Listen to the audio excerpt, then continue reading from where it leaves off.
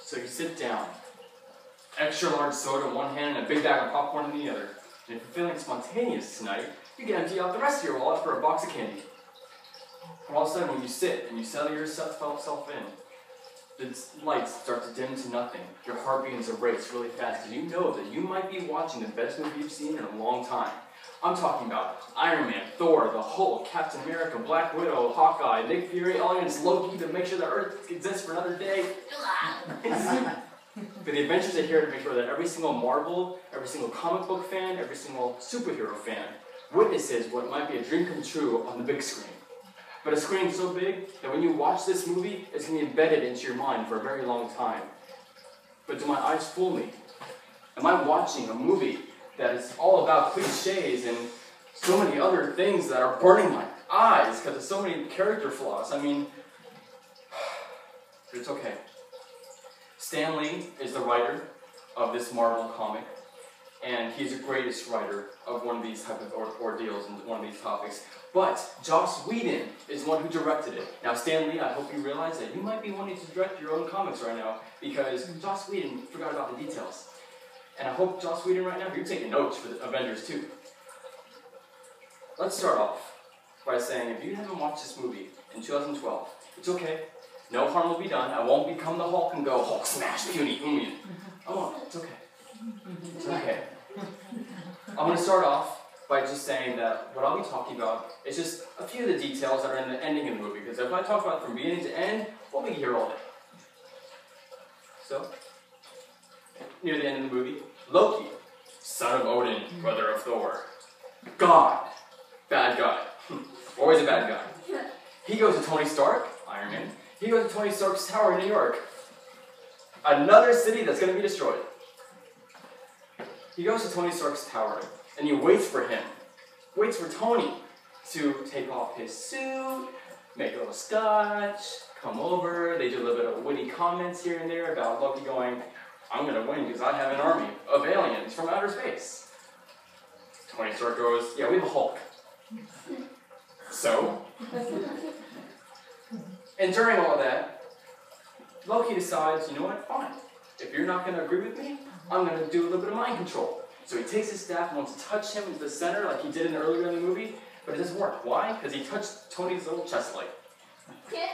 He could have moved to the inch to the right, an inch to the left, but no, he just went, okay, fine. So he just throws him out the window because he got mad. But right before Tony hit the ground, one of his suits came and captured him inside, and he was able to fly away. Of course, because the superhero can't die. But when all the aliens started to attack the city, and the Avengers started to turn into professional gymnasts because they were able to do backflips and somersaults and high kicks and everything like over the cars, and when they killed a few of the aliens, they were able to just pick up one of their weapons and they already know how to use it. I'm sorry, were you trained in galactic weapons? No! How is that possible?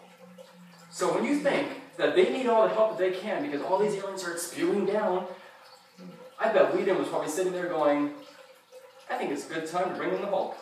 So what does he do? The Hulk comes running in calmly in a motorcycle through all the little nooks and crannies and the bridge broken and everything, and the first thing he says is, so did I miss something?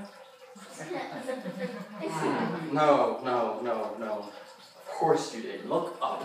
Look this way. Look that way. They're everywhere. So what does he do? As the movie demanded him to get angry and turn to the beast, he does exactly what I said, gets angry, turns into the beast, and goes 2 blocks of just going beast mode. In a few seconds. All he did was destroy an entire monster of an alien. I think he should have done that in the beginning.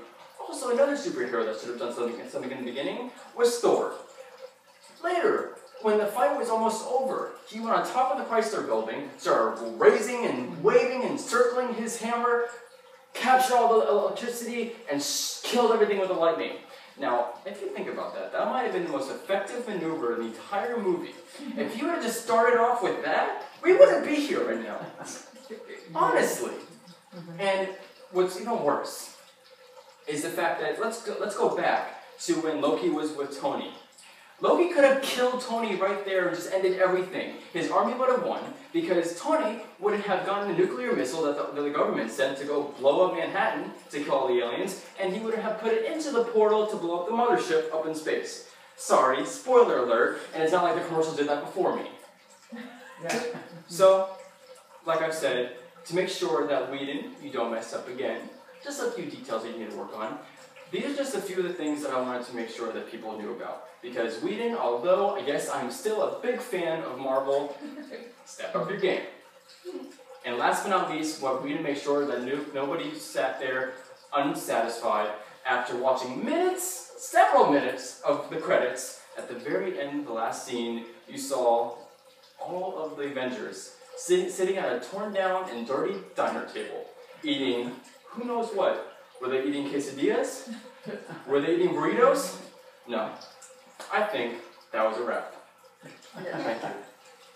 That was